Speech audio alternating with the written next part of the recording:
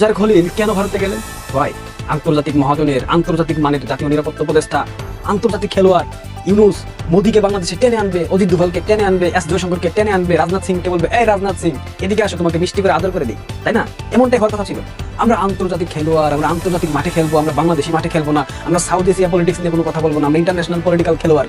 আইলে পরে ভারতের মতো অতি নগণ্য একটা দেশের সাথে, সেই দেশের নিরাপত্তা উপদেষ্টার সাথে সাক্ষাৎ করার জন্য ইউনূসের উপদেষ্টা পরিষদের আন্তর্জাতিক মানের উপদেষ্টা রজার খলিল ভারতে গেল একদিন আগে দেখা করার জন্য, দেখাও করলো, আবার ভারতে গিয়ে অজিত দোভালকে বাংলাদেশে আমন্ত্রণ করলো আসার জন্য। সবচেয়ে বড় খবর হলো বাংলাদেশের জাতীয় নিরাপত্তা উপদেষ্টা ডক্টর খলিলুর রহমান এই মুহূর্তে দিল্লিতে অবস্থান করছেন, বৈঠক করেছেন ভারতের জাতীয় নিরাপত্তা উপদেষ্টা অজিত দোভালের সাথে।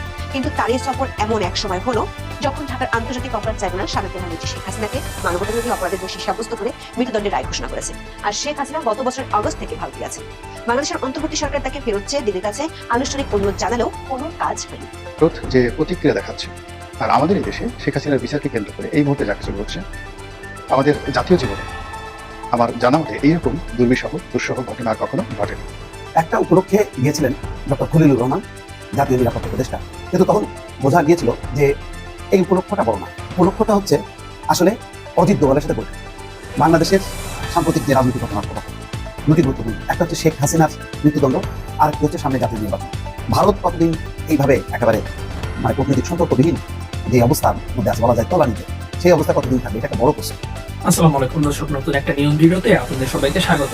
প্রিয় দর্শক, আপনারা ইতিমধ্যে আমাদের অনেকগুলো ভিডিওর অংশ বিশেষ দেখেছেন এবং আশা করি বুঝতে পেরেছেন আজকের ভিডিওটা কতটুকু গুরুত্বপূর্ণ এবং আকর্ষণীয় হতে চলেছে। তাই সবাইকে বলি, সবাই ধৈর্য সহকারে পুরো ভিডিওটি দেখবেন এবং সাবস্ক্রাইব করে পাশে থাকা বেল আইকনটি অন করে দিবেন। তো দর্শক, চলেন একটি লাইক দিয়ে পুরো ভিডিওটি শুরু করা যাক। রজার খলিল ভারতে কেন যাবে?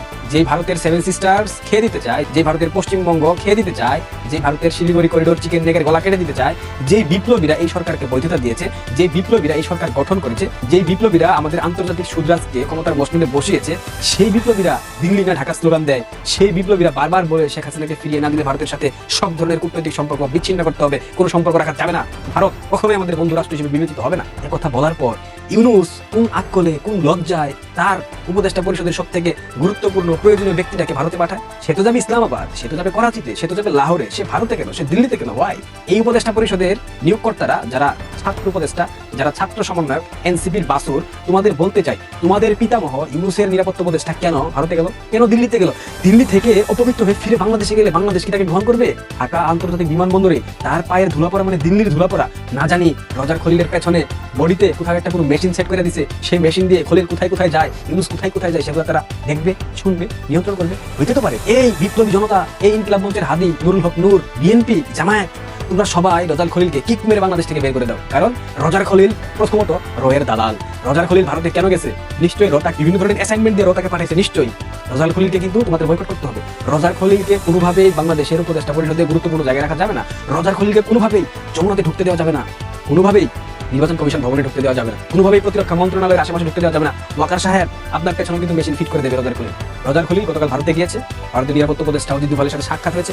কি কথা হয়েছে, কি কথা হয়নি, এটা ভারতের পক্ষ থেকে কোনো বিবৃতি না আসা পর্যন্ত এবং রজার খলিলের মুখ থেকে কোনো প্রকার বিবৃতি না আসা পর্যন্ত মিডিয়াতে যা কিছু শুনছেন, যত কিছু শুনবেন, সবকিছু বোগাস, সবকিছু মিথ্যাচার। দুইটা দেশের জাতীয় নিরাপত্তা উপদেষ্টা বৈঠক করবে, সেখানে নিশ্চয়ই কোনো সিভিলিয়ানকে রাখবে না, সেখানে নিশ্চয়ই নিরাপত্তার বাইরে যারা থাকে তাদেরকে রাখবে না। সো এখানে তথ্য লিক হওয়ার সম্ভাবনা 0%। এতক্ষণ পর্যন্ত মিডিয়াতে যা যা শুনেছেন, ওদের বৈঠকের মধ্যে কি ধরনের আলোচনা হয়েছে, এগুলা ওই পক্ষ থেকে এবং এই পক্ষ থেকে, মানে ভারত এবং বাংলাদেশের পক্ষ থেকে রজার খলিল না বলা পর্যন্ত যা শুনবেন সব বোগাস, সব মিথ্যাচার। কারণ ভিউয়ের ব্যবসা করার জন্য ভাই অনেকে অনেক কথা বলবেন, আমি তো বলতে পারি না, আমি বলতে পারি না দেখে আমার ভিউ হয় না, আমার সাবস্ক্রাইবার হয় না, যাক এটা নিয়ে আমি কখনো মন খারাপ করি না। আমার যতটুকু ধারণা হচ্ছে, আমার যতটুকু মনে হচ্ছে, রজার খলিলকে ডাকার উদ্দেশ্য ছিল বাংলাদেশে একটা ইনক্লুসিভ ইলেকশন করতে হবে, ইনক্লুডেড বাংলাদেশ আওয়ামী লীগ, এটা একটা ইস্যু থাকতে পারে। সব থেকে গুরুত্বপূর্ণ যে ইস্যুটা, বাংলাদেশের ভূখণ্ড ব্যবহার করে পাকিস্তান বারবার ভারতে হামলা করার হুমকি দিয়েছে সেভেন সিস্টার্স অঞ্চলগুলোতে, এবং জঙ্গিরা গত 15 মাস যাবত বাংলাদেশের বিভিন্ন প্রান্তে, বিশেষ করে সীমান্তবর্তী অঞ্চলগুলোতে প্রশিক্ষণ দিচ্ছে। এখানে লস্করি তাইয়্যেবা, জৈশে মোহাম্মদের জঙ্গিরা ওতপ্রোতভাবে জড়িত এবং লস্করি তাইয়্যেবার একাধিক কমান্ডার তারা বিভিন্ন সময় বাংলাদেশে এসেছে, বাংলাদেশের বিভিন্ন জঙ্গি সংগঠনের সাথে মিটিং করেছে, ভিডিও কনফারেন্সে কথা বলেছে, এগুলো সবকিছু ভারতের গোয়েন্দা সংস্থার কাছে আছে। অর্থাৎ বাংলাদেশে একটা জঙ্গিবাদের হাব হিসেবে প্রতিষ্ঠিত হয়েছে এবং পাকিস্তান এটা খুব চমৎকারভাবে গড়ে তুলেছে এবং পাকিস্তান আইএসআই, পাকিস্তান আর্মি প্রত্যক্ষ মদদে এই জঙ্গি তথ্য সংগঠনগুলোকে তারা বিভিন্নভাবে পৃষ্ঠপোষকতা করছে, বিভিন্নভাবে এগিয়ে নিয়ে যাওয়ার চেষ্টা করছে এবং এদের মাধ্যমে বাংলাদেশে ভূমি ব্যবহার করে তারা ভারতে একটা হামলা করতে চায়। এবং আপনারা নিশ্চয়ই জেনেছেন দিল্লি ব্লাস্টে বাংলাদেশের জঙ্গিদের একটা সম্পৃক্ততার অভিযোগ পাওয়া গেছে।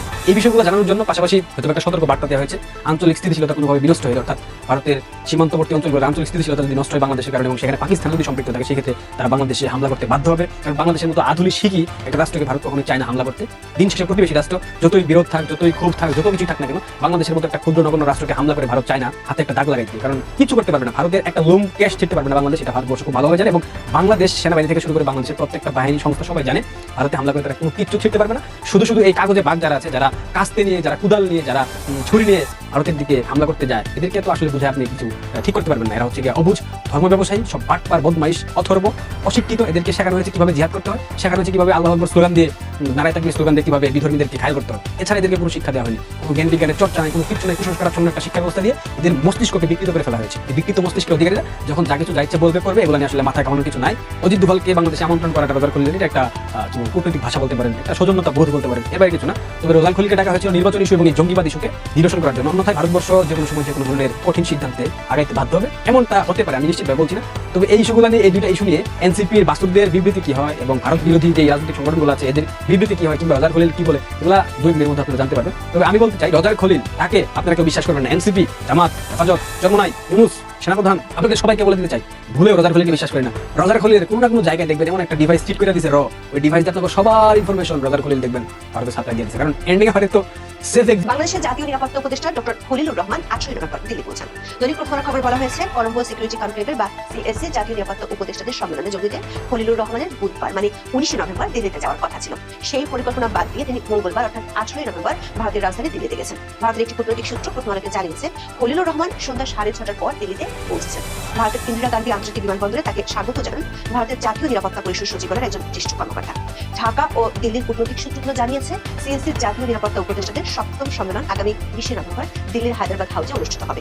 ওই দিন সকালে জোটের নিরাপত্তা উপদেষ্টাদের সম্মেলন শুরু হবে, আর মধ্যাহ্নভোজের পর তা শেষ হবে।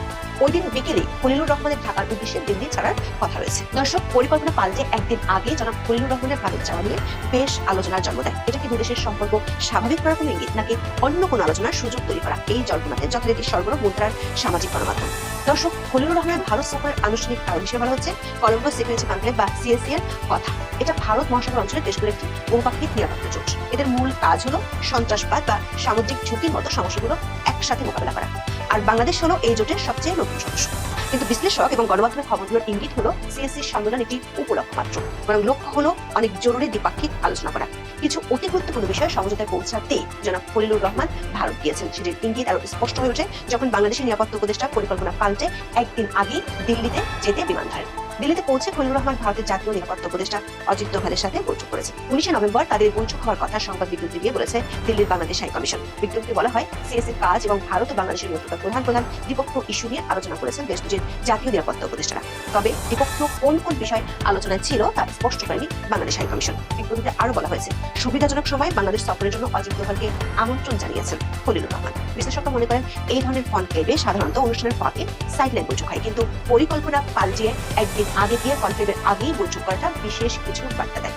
16 মাসের শীতল নিরাপত্তার পর কেন ভারত ও বাংলাদেশ এই বৈঠক করলো আর তাতে কি কি আলোচনা হলো তা এখন গুরুত্বপূর্ণ হয়ে উঠেছে।